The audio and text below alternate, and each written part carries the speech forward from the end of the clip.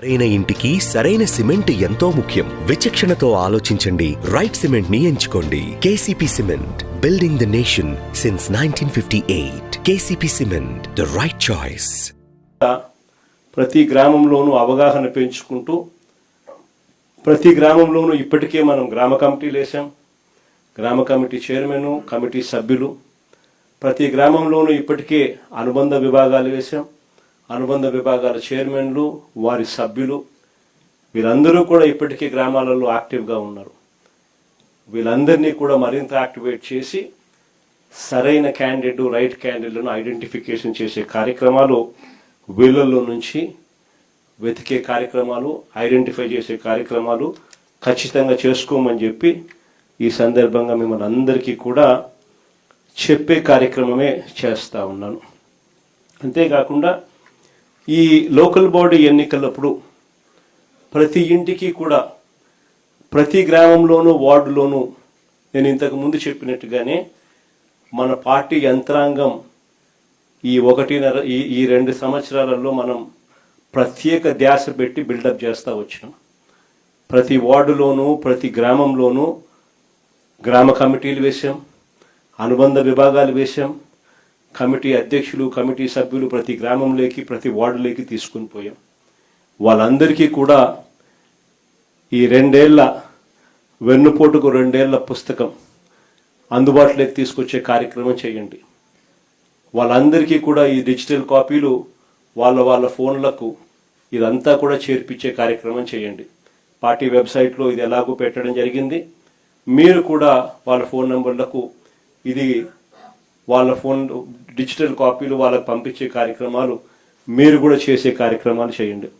ఈ కాపీలు ప్రతి ఇంటికి, ఆ గ్రామంలోనూ, ఆ వార్డులోనూ ఈ అనుబంధ విభాగాల సభ్యులు, అధ్యక్షులు, గ్రామ కమిటీ అధ్యక్షులు, సభ్యులు ప్రతి ఇంటికి వీటితో వాళ్ళు చదువుకొని ఈ పుస్తకాలను ప్రతి ఇంటికి కూడా వాళ్ళు చేర్పించి, ప్రతి ఇంట్లో కూడా చంద్రబాబు నాయుడు గారి 2 ఏళ్ల పాలన మీద ప్రతి ఇంట్లో కూడా చర్చ జరిగేట్టుగా ప్రతి ఇంటికి వాళ్ళు వెళ్ళి టైం కేటాయించి వాళ్ళు ప్రతి ఇంట్లో కూడా చర్చ జరిగేట్టుగా చేయాలి.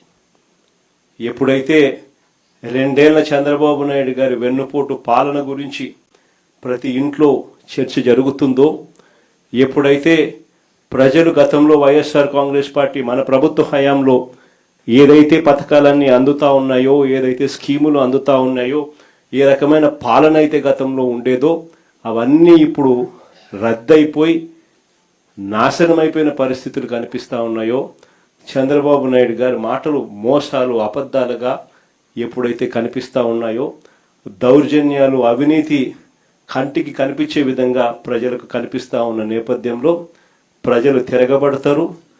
మన పార్టీకి తోడుగా, అండగా మనతో నిలుస్తారు అనేది గుర్తుపెట్టుకుంటే.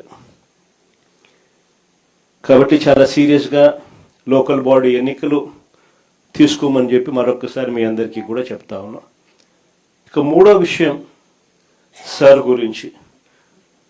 దీనికి సంబంధించి మీ అందరూ కూడా ఇంతకుముందు నేను చెప్పినట్టుగానే మీ అందరికీ కూడా బాగా అవగాహన ఉండే ఉంటుంది. Special intensive revision of electoral rolls అనేది ఏదైతే జరుగుతూ ఉందో ఇప్పటికే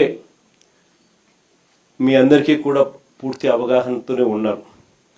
కానీ మరొకసారి ఈ అంశానికి ఉన్న సీరియస్నెస్ను మనసులో పెట్టుకొని, ఈ అంశం ఎందుకు అంత సీరియస్గా మీరు తీసుకోవాలి అని మీ అందరికీ కూడా కొన్ని ఎగ్జాంపుల్స్ మాత్రమే చెప్తాను. ఎందుకనంటే ఈ ఎగ్జాంపుల్స్ తెలుసున్నప్పుడు దీని సీరియస్నెస్ ఎంతటిది అని మీ అందరికీ కూడా అర్థమవుతుంది. ఇటీవల మీరంతా కూడా వెస్ట్ బెంగాల్, తమిళనాడు ఎలక్షన్స్ మీరంతా కూడా చూసే ఉంటారు. మన వెస్ట్ బెంగాల్లో మమతా బెనర్జీ గారు అయితేనేమి, తమిళనాడులో స్టాలిన్ గారి ఎన్నికలు అయితేనేమి మీరంతా కూడా గమనించే ఉంటారు. ఈ వెస్ట్ బెంగాల్, తమిళనాడు రాష్ట్రాలను ఒకసారి చూస్తే వెస్ట్ బెంగాల్లో 91 లక్షలు అంటే 11.9% ఓట్లు తీసేసినారు. వెస్ట్ బెంగాల్లో 91 లక్షల ఓట్లు తీసేయడం జరిగింది ఎస్ఐఆర్ సర్వే ద్వారా. తమిళనాడులో 74 లక్షల ఓట్లు తీసేయడం జరిగింది ఈ ఎస్ఐఆర్ సర్వేల ద్వారా. మమతా బెనర్జీ పోటీ చేసిన భవానీపూర్ అనే నియోజకవర్గం, ఇది మీ అందరికీ తెలిసి ఉండాలి.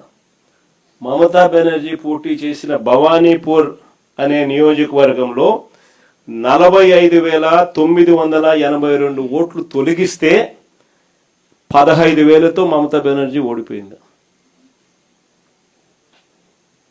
ప్రతి ఒక్కరూ జ్ఞాపకం పెట్టుకోమని చెప్తా ఉన్నా ఈ మాట.